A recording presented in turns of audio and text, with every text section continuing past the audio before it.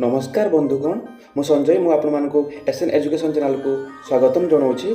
आज आपण बहुत बड़ बिग अपडेट रही शिक्षा संबंधी अपडेट रही जो बंधु मैंने ये चैनल को नुआ कर अनुरोध से इनफॉर्मेटिव वीडियो पाइबापी सब्सक्राइब करनी।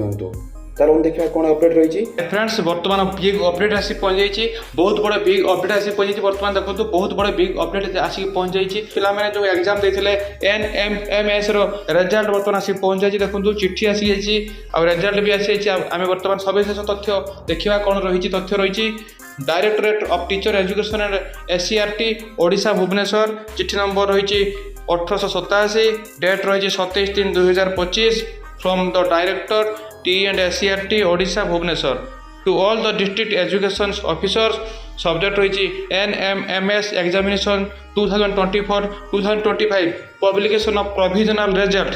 Sir and Madam, in inviting a reference to the subject cited above, I am to inform you that the provisional result of NMMS examination 2024-2025 has been scheduled to be published and will be made available in the website of TE and SCRT www.ntsc.scrtodisha.nic.in from 3/4/2025 to 7/4/2025. In this context, you are requested to inform all concerned. Further, you are requested to check and verify the name and date of birth of the candidates mentioned in the merit list, and if any changes required, then please inform on or before 10/4/2025 to this directorate.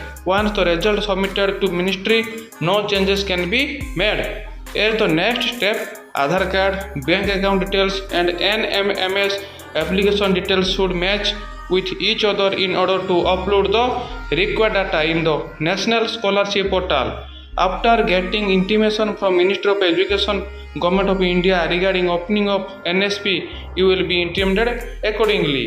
Provisional merit list of NMS examination for the year 2024-2025 आसिक पहुँच जाइए। बर्तमान application number रही, rule number रही, date of birth रही, देखो candidate name रही, father name रही, gender रही, कैटेगरी रही, डिसेबिलिटी येस और नो रही, स्कूल नेम रही, देखो ब्लॉक भी रही, डिस्ट्रिक्ट भी रही, देखो अनुगुल रही, अनुगुल बालेश्वर सब प्रकार जिला ओडिशा सारा सबू जिलार आसी NMS रिजल्ट। बर्तमान देखो बालियापाल सिमुलिया बालेश्वर जिलार सब रही, सौर भी रही, बस्ता रही, बाहानगा रही,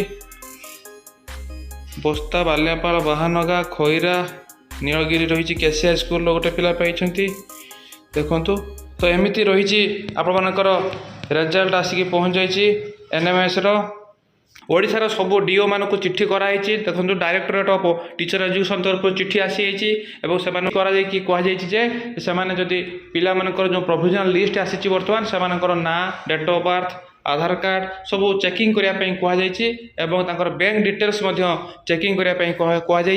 जदि कौन बैंक आधार कार्ड बा कौन असुविधा डेट ऑफ बर्थ कौन प्रॉब्लम रोचे तो 10 तारीख पूर्वर से इनफॉर्म करने कहुई।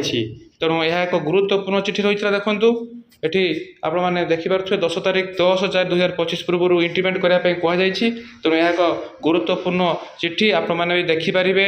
आपणकर जदि मेरिट लिस्ट ना रही कि ना जदि किसी भूल भाल रही तो आपण मैंने निश्चित DO ऑफिस बा BO ऑफिस आपने जोगाजोग कर करेक्शन करनी।